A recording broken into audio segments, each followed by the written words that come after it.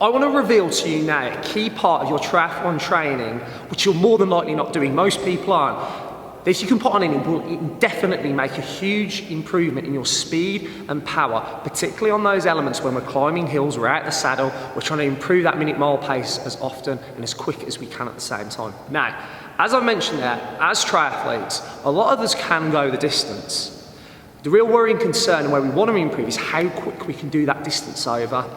All those metrics that we look at on Garmin, on Strava and compete with, average pace, minute mile, we want those to get better. Now, if you think about your training to begin with, you've got your long rides, your long runs. Great, you need to do them. We're not saying otherwise. Then you might do interval training, again on the bike or where you're running, which is maybe 2, 3, 4, 5 minute intervals, and you might do a few of them. Great. The bit that's lacking that you can really take advantage of is the more intense bit. Because if you think, when you're powering up those hills, when you're out the saddle, when you're hitting that red line, potentially on the verge of bonking, or when you're trying to open up that minute mile pace, really drive up that hill, you're applying near maximal force, you're close to giving it everything, yet lots of your training doesn't necessarily replicate that. And the best way we can improve that is by adding intensity to interval training, and I'm talking lots of it. And it doesn't matter how your ability is, anybody can benefit from this.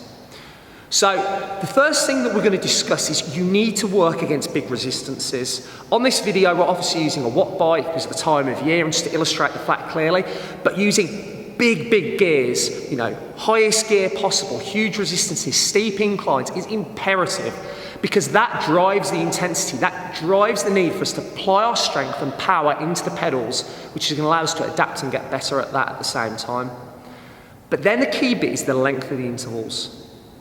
The length of your intervals needs to be significantly shorter to anything that you'll be doing. We could be talking anywhere between 12, 15, 20, 30, 35 seconds, because the shortness is what allows you to open up, hit that red line, and use as much strength and intensity and power as you can as possible. Now, as a consequence, you won't be able to do a length of interval session as long as you usually would because the sheer intensity of it, but that does not matter. In this case, the quality of the training, the quality of the intensity surpasses the need for lots and lots and lots of volume.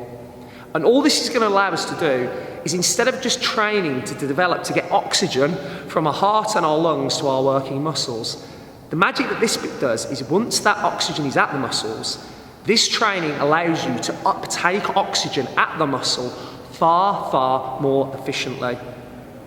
Your other training won't focus on that as much. So, you need to have all elements to your training, the longer stuff, maybe the longer intervals.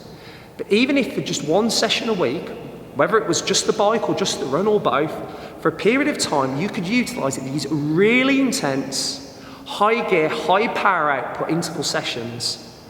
I guarantee your power output, your speed, your power, your strength, and all the other metrics that you look at that you want to improve will significantly develop.